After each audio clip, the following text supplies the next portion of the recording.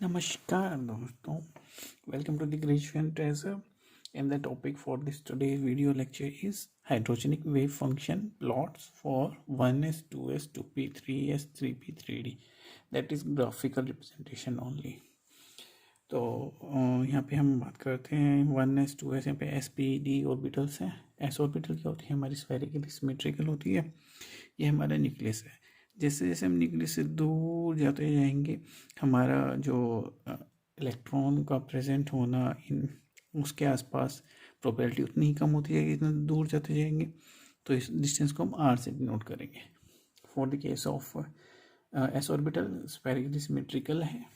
तो अब जो हम इसको ग्राफिकली रिप्रेजेंट करना है तो हम देखते हैं। सबसे पहले आर ऑफ आर फंक्शन में प्लॉट कर रहे हैं with respect to R. R हमारे क्या डिस्टेंस जैसे जैसे इंक्रीज होता जा रहा है न्यूक्लियस से। तो इनिशियली क्या बिल्कुल न्यूक्लियस के पास मैक्सिमम प्रोबेबिलिटी होगी इलेक्ट्रॉन के फाइंड होने की एस ऑर्बिटल में। तो इसकी एक मैक्सिमम वैल्यू होगी यहाँ पर, जो कि धीरे धीरे जैसे जैसे डिस्टेंस इंक्रीज होता जाएगा और वो हमारी वैल्यू डिक्रीज होती जाएगी और एक सर्टेन पॉइंट तक आके बिल्कुल ऑलमोस्ट लाइन से मीट होती जाएगी। This representation is for 1s। Now will talk about 2s orbital. अब 2s में क्या होगा कि ये देखो, ये वाली लाइन हमारी क्या है, जीरो वाली, और ये r डिस्टेंस जैसे जैसे इंक्रीज हो रहा है। Again representation r of r, this dotted line correspond to zero origin line, and this below this values are negative, slight negative you can say. तो हमारा फर्स्ट पार्ट 1s के जैसा बिल्कुल ही होगा सेम 2s में। ये यहाँ पे आया फिर ये क्या करेगा, इस ज़ीरो वाली वैल्यू को क्रॉस करके एक सर्टेन नेगेटिव वैल्यू अटेन करेगा। देन उसके बाद फिर से टुवर्ड पॉजिटिव वैल्यू की तरफ जाने लगेगा और ये लाइन के साथ ऐसे आ जाएगा। इसका मीनिंग क्या है कि भाई जो हमारे जो इलेक्ट्रॉन है ये क्या होगी, 1s के लिए होगी। इसके बाद एक सर्टेन रीजन होगा जहाँ पे इलेक्ट्रॉन की प्रोबेबिलिटी, मतलब इलेक्ट्रॉन प्रेजेंट नहीं होगा, वो बेसिकली नोड होगा। नोड हमारा वो एरिया होता है जहाँ पे इलेक्ट्रॉन प्रेजेंट नहीं होता। Electron ground present, electron density कह लो या इलेक्ट्रॉन प्रोबेबिलिटी क्लाउड वगैरह प्रेजेंट नहीं होता। This representation is for 2s। अब 3s में क्या आएगा, दिस इज r अगेन। जैसे अब मैं रिप्रेजेंटेशन कर रहा हूँ 3s के लिए। अगेन 1s वाली फिगर सेम रहेगी, यहाँ से एक सर्टेन वैल्यू मैक्सिमम है, देन आएगी फिर 2s वाली कि वो जीरो वाली को क्रॉस करता है और थोड़ी नेगेटिव वैल्यू जाता है। अब की बार 3s है। अब की बार 3s में क्या होगा, 2 नोड्स होंगे, n-1 नोड्स, ये क्रॉस करके अगेन फिर से यहाँ देखो जीरो वाली में कितने हैं, ये वाला क्या है, नोड है। 2s में कितने हो गए, 1 नोड। 3s में कितने हो जाएंगे, 1 और 2, ये दो नोड हो गए। ये थे हमारे वेव फंक्शन के प्लॉट्स आर ऑफ आर। अब की बार क्या करते हैं, R of R square R, कहने का मतलब क्या, probability of finding electron, probability की बात करते हैं। और या फिर हम प्रोबेबिलिटी को इससे डिनोट करते हैं साइज स्क्वायर से। तो 1s का जो प्लॉट होगा वो प्रोबेबिलिटी में सेम रहेगा।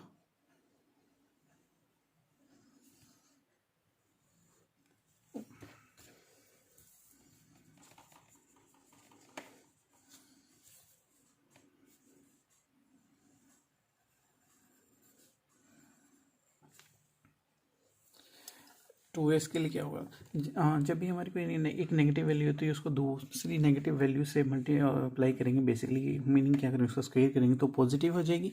तो जितने भी हमारी नेगेटिव वैल्यूज़ हैं वो सभी क्या आ जाएंगी, पॉजिटिव आ जाएंगी। ये 2s के लिए प्रोबेबिलिटी प्लॉट है, ये 1s के लिए, 2s के लिए प्लॉट करते हैं एक सर्टेन वैल्यू से। ये आके इस लाइन को टच करेगा, यहाँ पे मीनिंग क्या है, ये एक नोड है। देन राइज होके फिर लाइन के साथ ऐसे आ जाएगा। अब 3s के में क्या हो जाएगा, ये लाइन को 2 बार टच करेगा,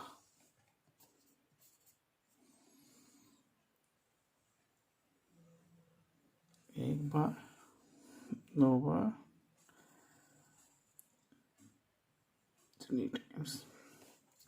ये कितने हो गए 1 और 2, 1 और 2 नोड। यहाँ पे कितना हो गया 1 नोड हो गया। ये तो बात होगी हमारी एस ऑर्बिटल के लिए। एस ऑर्बिटल में मैं कौन कौन से एक्सप्लेन किए हैं 1s 2s 3s के radial plot for hydrogenic wave function. यहाँ पे सिर्फ ग्राफिकल रिप्रेजेंटेशन है।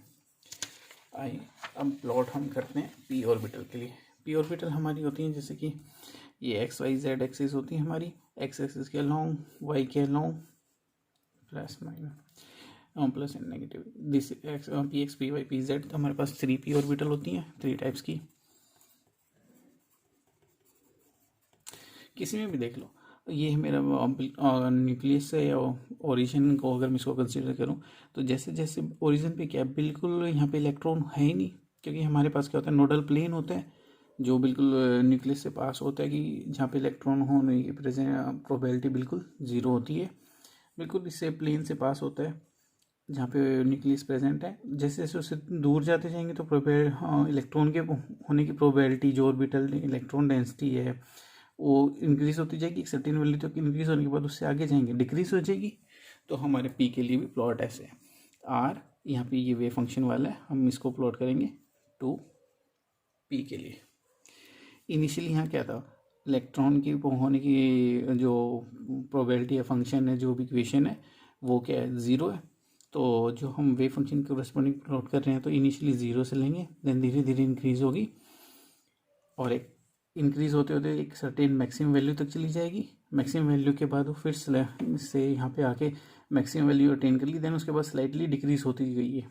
देखो यहाँ पे हमारा मैक्सिमम वेट थे, देन उसके बाद धीरे धीरे डिक्रीज हो रही है। आने के बाद ये ऐसे होता गया। ये होगी हमारे 2p के लिए। अब 3p में क्या होगा, जैसे 1s में हमारा क्या होता है वैल्यू को क्रॉस कर गया था, ऐसे ही यहाँ पे हम बात करेंगे 3p में। 3p में एक वैल्यू एक बार फट जाके फिर नेगेटिव आ गया, मीन क्या हो गया वो उसमें एक नोड आ गया एडिशनल, ये बिल्कुल एंग के साथ चलेगा। यहाँ पे क्या आ गया फिर से नोड आ गया। अब इनके प्रोबेबिलिटी प्लॉट्स की बात करें, यानी आर स्क्वेयर आगे ये मेरे क्या आर स्क्वेयर आर, या फिर मैं इसको साई स्क्वेयर ऑफ आर भी लिख सकता हूँ। इसको हम प्लॉट करेंगे 2p के लिए एज इट इज़ रहेगा, 0 से स्टार्ट हो गए वैल्यू हायर वैल्यू टेन करके मैक्सिमम वैल्यू टेन करके ऐसे ही। 3p में क्या होगा, नेगेटिव वैल्यू पॉजिटिव हो जाएगी बस। यहाँ पे क्या आ जाएगा एक हम एंड जो हमारी ये आर वाली लाइन है नो मीन्स 0 वाली लाइन को टच करके देन सर्टेन वैल्यू इंक्रीज होके देन ये डिक्रीज होता जाएगा। जैसे कहने का मतलब क्या है, जैसे जैसे ये मेरा पॉइंट न्यूक्लियस वाला पॉइंट है, न्यूक्लियस से जितना ज़्यादा मेरा डिस्टेंस इंक्रीज होता जाएगा इलेक्ट्रॉन को फाइंड करने की प्रोबेबिलिटी उतनी ही कम होती जाएगी। ऐसे ही हम डी ऑर्बिटल की बात करें, डी ऑर्बिटल में देखो यहाँ पे चाहे मैं यहाँ से प्लेन पास करूँ या बीच में, तो एक न्यूक्लियस पे मेरी क्या है प्रोबेबिलिटी इलेक्ट्रॉन को फाइंड करने की 0 है। उसके बाद अगर मैं थोड़ा सा राइट या लेफ्ट जा रहा हूँ तो वो प्रोबेबिलिटी इंक्रीज हो रही है ना, फिर वही एक सर्टेन पॉइंट के बाद वो मैक्सिमम प्रोबेबिलिटी अटेन कर लेगा, उसके बाद क्या होगा डिक्रीज हो रही है। तो सिमिलर प्लॉट आ जाएगा हमारे लिए। हम बात करें यहाँ पे 3D की,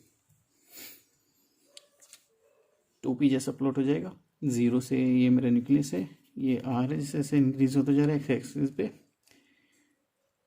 एक certain value maximum value attain करी, देन उसके बाद डिक्रीज होती गई और ये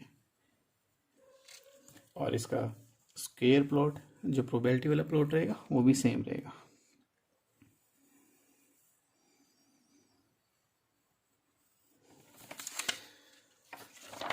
ये हो गया हमारे 3D के लिए।